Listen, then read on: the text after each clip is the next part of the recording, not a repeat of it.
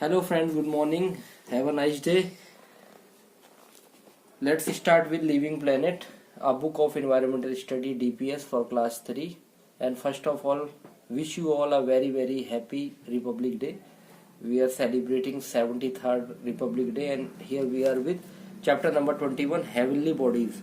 Heavenly Bodies मतलब खगोलीय संरचना कह सकते हैं या काय बॉडीज मतलब काय शरीर के लिए वैसे आता है, लेकिन इधर हेवनली बॉडीज है जो आपका खगोलीय संरचना है। ठीक है, इसमें हम पूरे अंतरिक्ष के बारे में जानेंगे।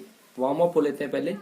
When night falls, many things are seen in the sky. What do you see in the night sky of the given picture? इधर पे आपको दिखा रहा है जब रात होती है, ठीक है, तो क्या आप आकाश में क्या दिखाई देता है आपको? तो इधर इसी में आपसे पूछ रहा है, तो देयर आर ट्विंकलिंग स्टार्स दिखाई दे रहे हैं, यहाँ पर मून है और क्लाउड जो पूरे बादल दिखाई दे रहे हैं। ठीक है, ये क्या है, सब अंतरिक्ष स्पेस है। तो इसमें आपने करना था नाउ स्पेस। स्पेस मीन्स अंतरिक्ष। ठीक है, the unlimited place outside the earth atmosphere is called space. मतलब अनलिमिटेड, पता ही नहीं है कितना है। ठीक है, उसका कोई सीमा नहीं है, इतनी ज्यादा जगह है आउटसाइड का अर्थ के, जो हम अपने वातावरण से, अर्थ के एटमोस्फेयर से, हम अपने वायुमंडल से, एटमोस्फेयर के तो वायुमंडल से बाहर निकल जाते हैं, तो वो जो भी चीज है वो स्पेस कहलाती है, अंतरिक्ष कहलाती है। All heavenly bodies such as the stars, the sun, the moon and planets are part of space. जितने भी खगोलीय संरचनाएं हैं जैसे कि तारे, सूर्य, चंद्रमा और ग्रह, ये सभी क्या हैं, अंतरिक्ष के भाग हैं। Persons who travel into space are called astronauts. जो व्यक्ति ट्रेवल करता है, यात्रा करता है, किसकी, अंतरिक्ष की, स्पेस की, आकाश की, ठीक है, तो अंतरिक्ष की, तो उसको क्या, अंतरिक्ष यात्री कहते हैं, astronauts. The means of transport which takes them into space called spacecraft. तो जो मीन्स, जो जिससे वाहन से वो यात्रा करते हैं स्पेस में, अंतरिक्ष में, उसको क्या कहते हैं, अंतरिक्ष यान। ठीक है, स्पेस क्राफ्ट। नाउ स्टार्स, तारे। We see many stars on a clear night. जब बिल्कुल साफ रात होती है, चमकीली, बिल्कुल क्लियर होती है, साफ, तो उधर हम बहुत सारे तारे हमें दिखाई देते हैं। These stars are massive balls of extremely hot gases।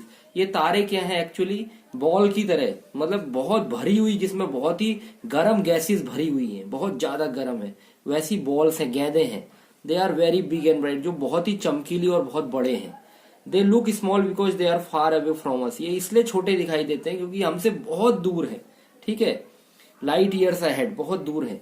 They have heat and shine by their own light. ये अपनी ही, इनकी अपनी ऊष्मा है, अपनी गर्मी है और अपनी ही चमक है, जिससे ये चमकते हैं।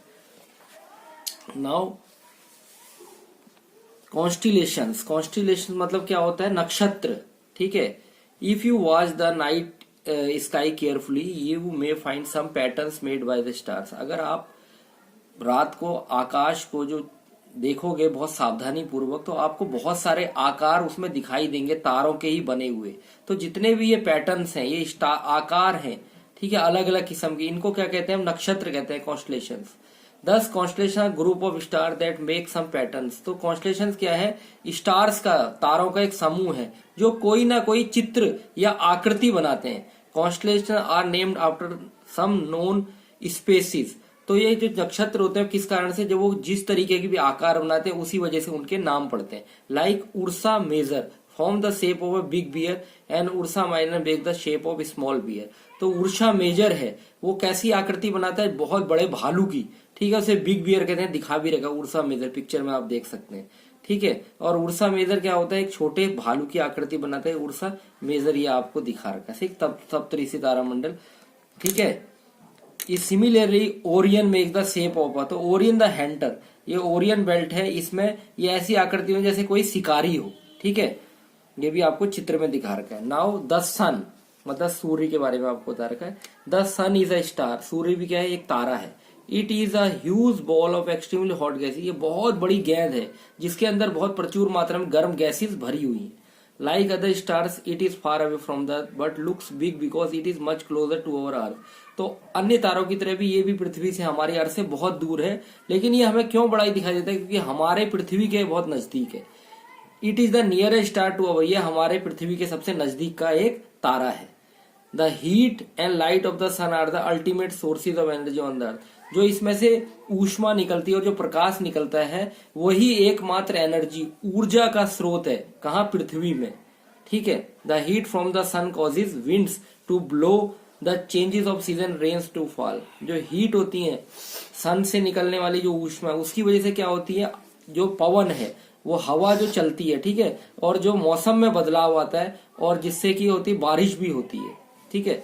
Now the moon is another heavenly body in the sky.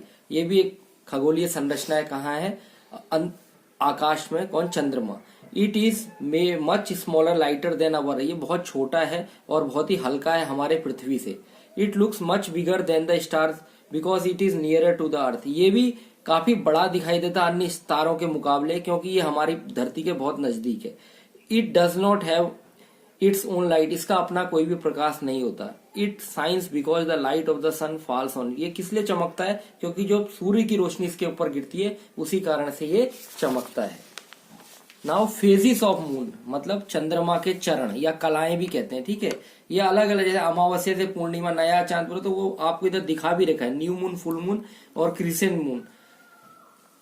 The moon is a satellite of earth because it revolves around the earth. ये क्या है, एक हमारी उपग्रह है क्योंकि ये पृथ्वी के चारों तरफ घूम रहा है।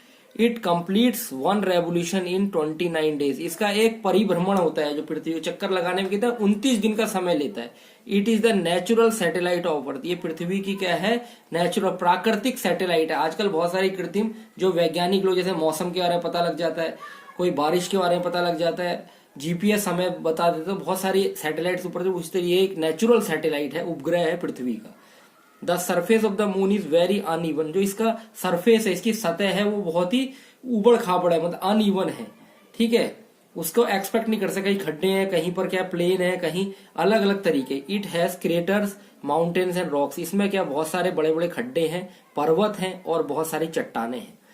There is no water and air on the moon, चंद्रमा में कह रहे हैं कोई भी क्या, ना पानी है ना कोई हवा है। Astronauts have to carry their own food, water and oxygen, जो भी उधर अंतरिक्ष यात्री जाते हैं वो अपना खुद का खाना, पानी और ऑक्सीजन लेके चलते हैं। क्रेटर देखो, इसमें बड़े बड़े गड्ढे दिखा रखे हैं आपको चंद्रमा में, पिक्चर में देखो। We see the moon in different shapes on different nights, हमें अलग अलग रातों में अलग अलग उसके चंद्रमा के आकार दिखा, कभी आपको सी आकार का दिखाई देता है, कभी बड़ा भद्दा सा दिखाई देता है, कभी पूरा गोल दिखा, कभी बहुत चमक वाला, कभी बिल्कुल अंधेरे वाला दिखाई देता है।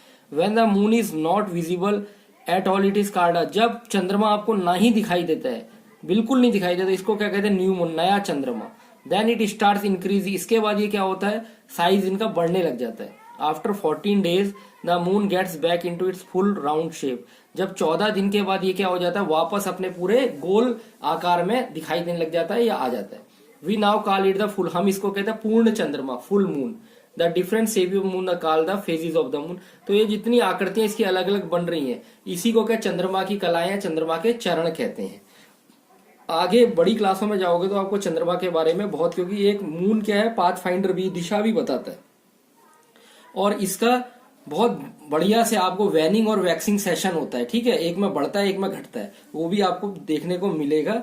So today that's all for today, अभी हम यहाँ पर कंक्लूड करते हैं, इसके बाद अगले का हम प्लैनेट्स और सोलर सिस्टम के बारे में पढ़ेंगे। Thank you.